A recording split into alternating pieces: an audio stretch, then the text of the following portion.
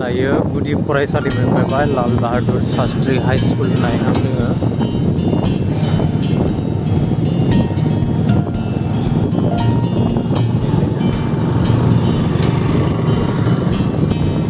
नैबे स्कुलावनो फरायनाय आङो नैबेयाव।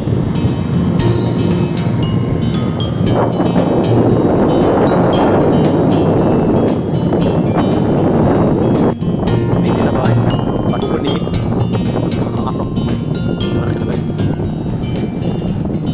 नैबे थालिर बागान, नै जोंनिथिंबो बिराद थालिर दोङो।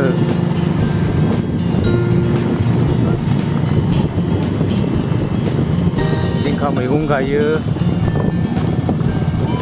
सब उदालगुरि डिस्ट्रिक्ट होनबा नोंथांमोना मोनथिखायो, मैगं थाइगंनि आंखाल गैया। गायनाय फुनायनि दिन जाहांदोंसै ना, नै माबायदि हाबा मावदों।